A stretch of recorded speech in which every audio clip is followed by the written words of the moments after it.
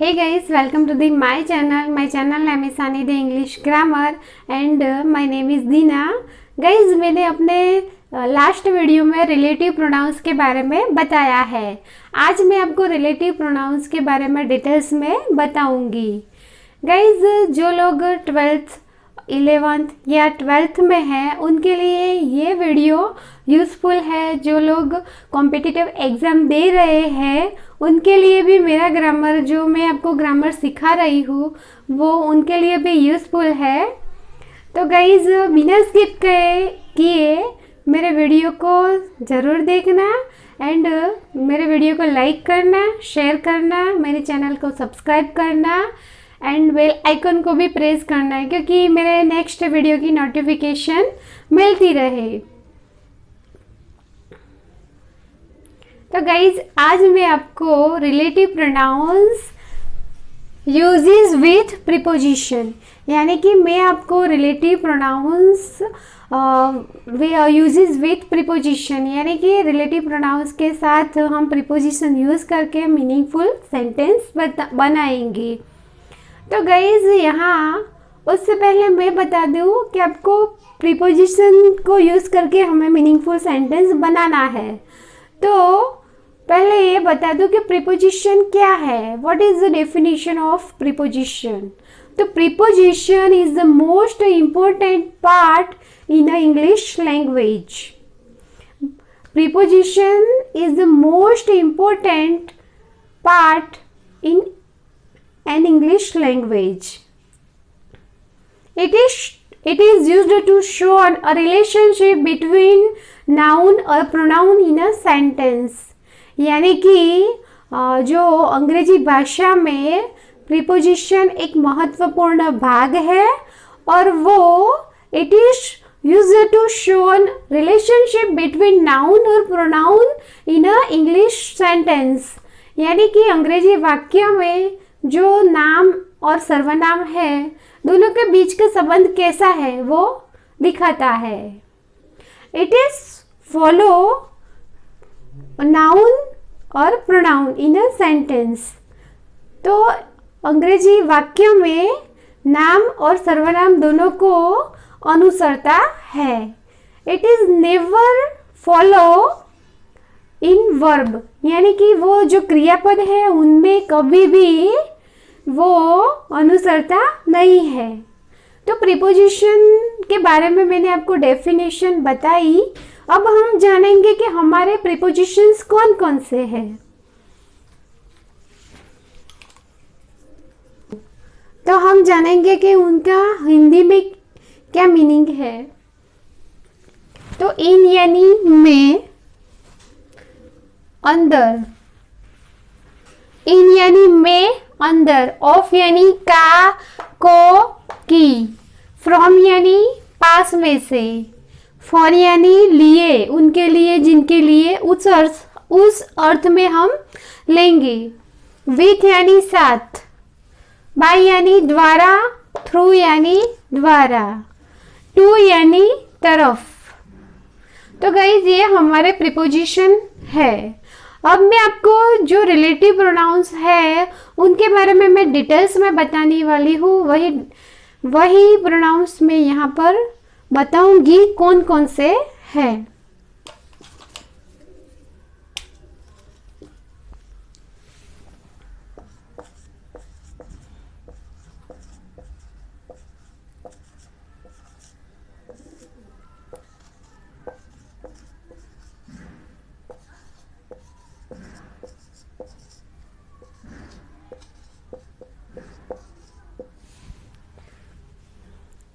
तो गाइज, ये हमारे रिलेटिव प्रोनाउंस है। होम यानी ऑब्जेक्ट,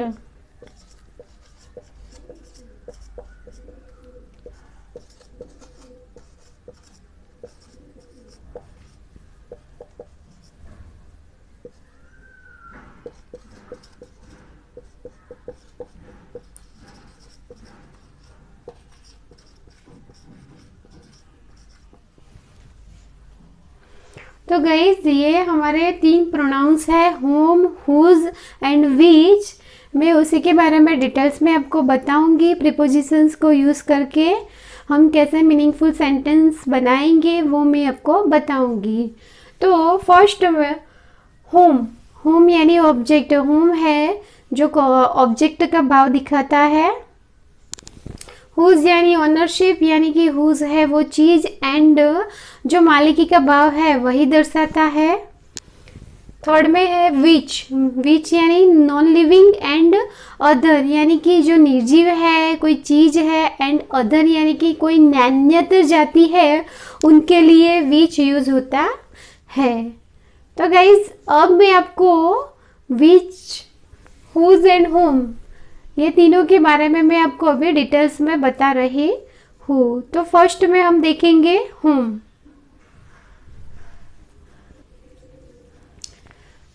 तो गाइज यहाँ पर फर्स्ट सेंटेंस है विथ होम यानी जिनके साथ। तो this is the person with home I work, this is the person with home I work यानी कि यह वह आदमी है जिनके साथ मैं काम करता हूँ। तो यहाँ पर आप देख सकते हो जो प्रीपोजिशन है वो यूज हुआ है प्रोनाउंस के साथ। तो विथ यानी प्रीपोजिशन और ये प्रोनाउंस है।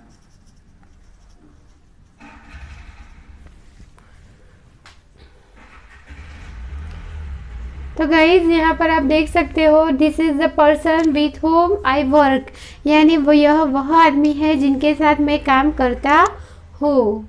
तो यहाँ पर प्रीपोजिशन के साथ प्रोनाउंस भी यूज हुआ है और हमने मीनिंगफुल सेंटेंस बनाया है। अब सेकंड में है,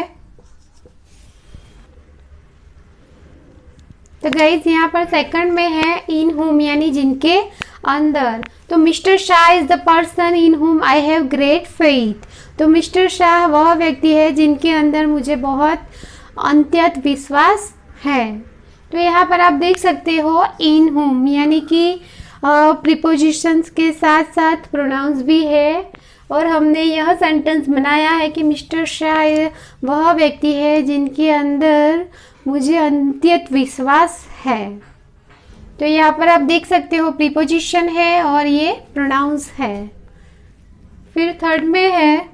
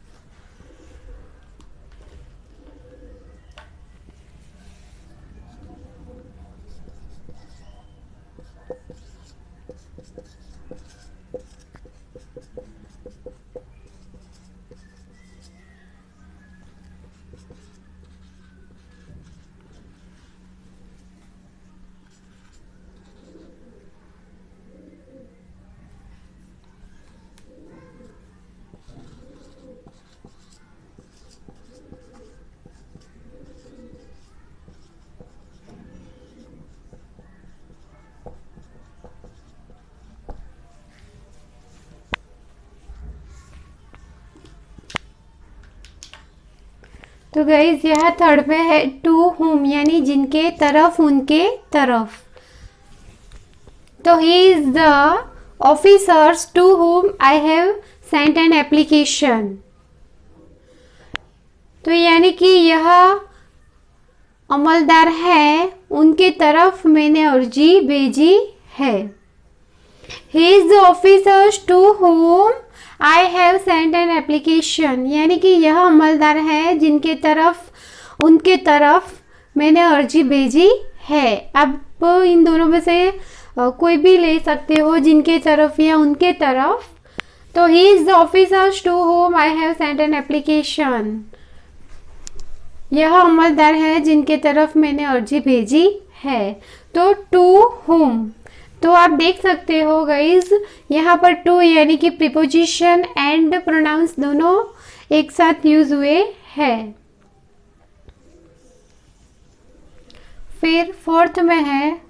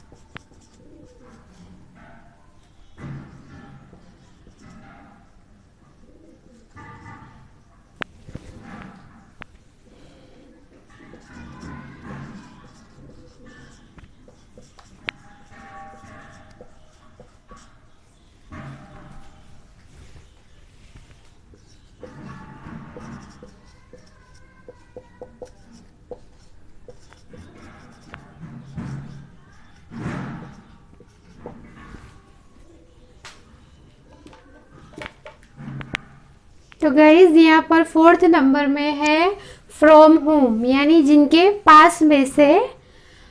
तो mister Rathore is a person from home I have taught an English grammar, यानी कि मिस्टर राठौड़ वह व्यक्ति है फ्रॉम होम, यानी जिनके पास में से मैंने इंग्लिश ग्रामर सीखा है, यानी कि अंग्रेजी ग्रामर सीखा है। Mister Rathore is a person from home I have taught an English grammar. तो मिस्टर राठौड़ वह आदमी है जिनके पास में से मैंने इंग्लिश ग्रामर सीखा है। तो फ्रॉम होम यहाँ पर भी आप देख सकते हो प्रीपोजिशन है एंड ये प्रोनाउंस भी है। फिर 5th में है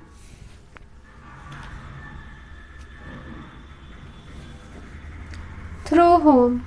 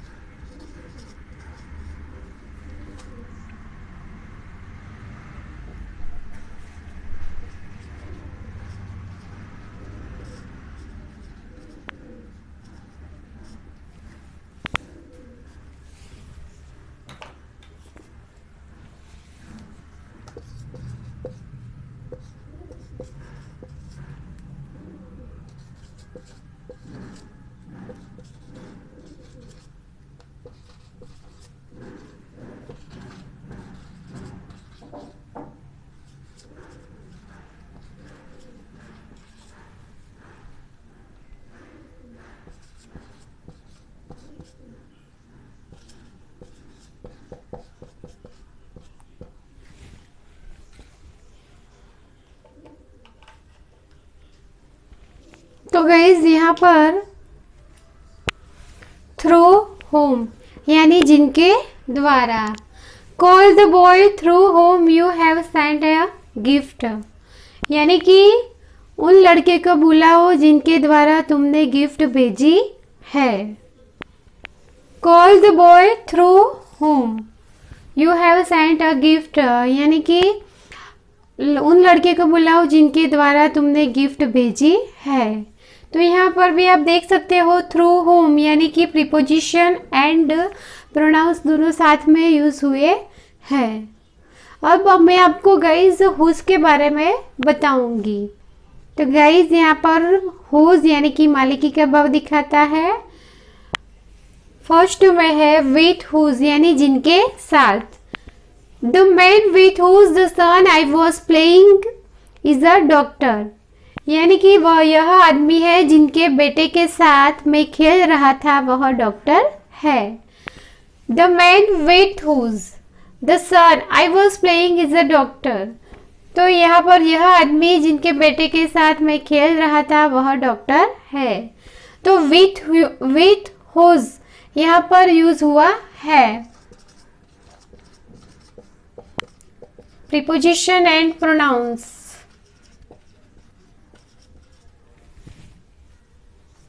फिर सेकंड में है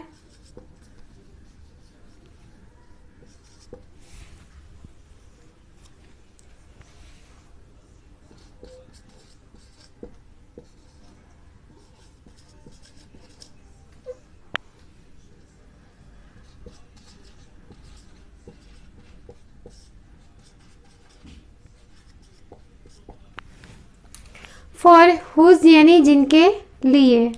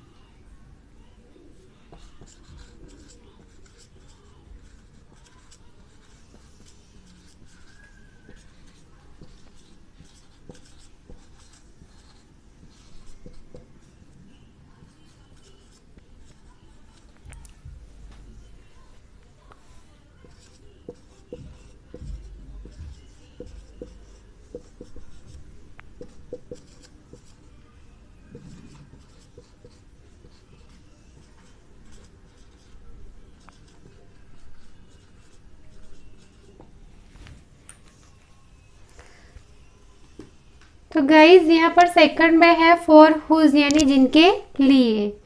the women for whose the daughter I was buying and ornaments is a well known singer, यानी कि द वुमेन यानी कि वह स्त्री जिनकी बेटी के लिए मैं गहने खरीदती थी वह वेल नोन सिंगर यानी कि प्रख्यात गायिका है। वह स्त्री जिनकी बेटी के लिए मैं गहने खरीदती थी वह प्रख्यात गायिका है। The women for whose the daughter I was buying an ornaments is a well known singer. तो यहाँ पर आप देख सकते हो फॉर हुज यानी कि प्रीपोजिशन एंड प्रोनाउंस दोनों साथ में यूज हुए हैं। फिर थर्ड में है इन हुज,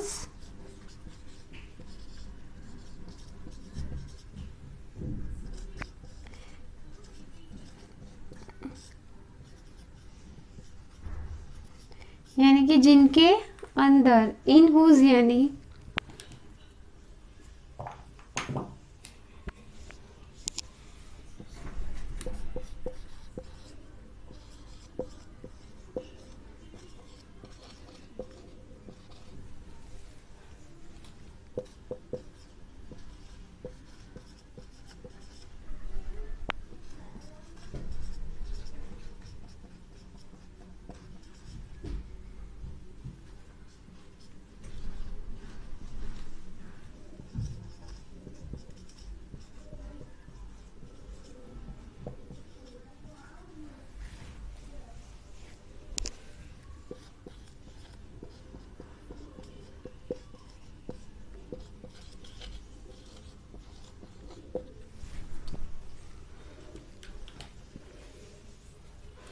तो गाइज यहाँ पर थर्ड नंबर में है इन हुज यानी जिनके अंदर। तो the young man in whose office I was entering is a political leader, यानी कि यह द यंग मैन यानी कि जो युवा मानस है उनकी ऑफिस के अंदर मैं प्रवेश कर रहा था वह राजकीय नेता है। The young man in whose office I was entering is a political leader, यानी कि जो युवा मानस है उनकी ऑफिस के अंदर में प्रवेश कर रहा था वह राजकीय नेता है। तो गाइज यहाँ पर आप देख सकते हो the young man in whose the office. तो यहाँ पर इन हुज यानी कि प्रीपोजिशन एंड प्रोनाउंस दोनों साथ में यूज हुए हैं। अब मैं आपको फोर्थ नंबर में बताऊंगी।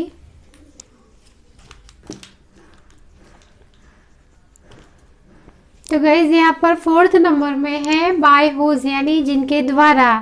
The man by whose the letter I was appointed was a respected person, यानी कि जो आदमी है उनके खत द्वारा मेरी निमणूक कराई है, मतलब निमणूक हुई है, वह रिस्पेक्टेड पर्सन है यानी कि माननीय व्यक्ति है।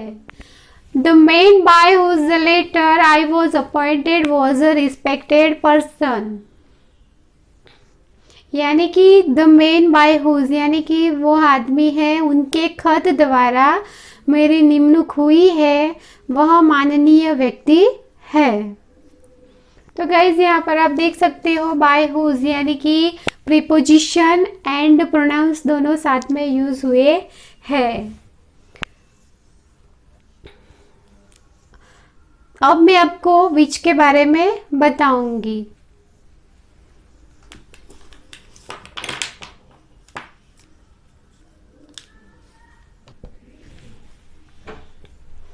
तो गाइज यहाँ पर अब मैं आपको विच के बारे में बता रही हूँ। तो विच यानी नॉन लिविंग एंड अदर में यूज होता है। बाय विच यानी जिनके द्वारा।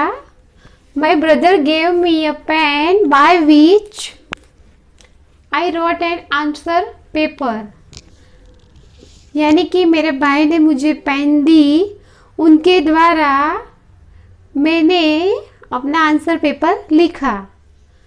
My brother gave me a pen by which I wrote an answer paper, यानी कि मेरे भाई ने मुझे पेन दी, उनके द्वारा मैंने आंसर पेपर लिखा।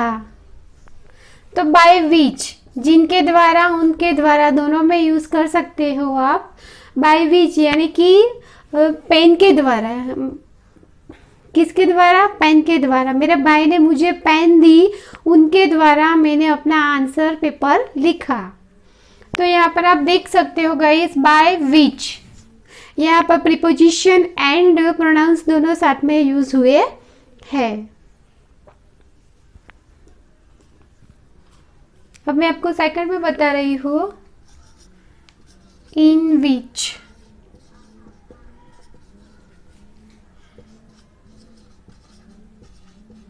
यानी जिनके अंदर।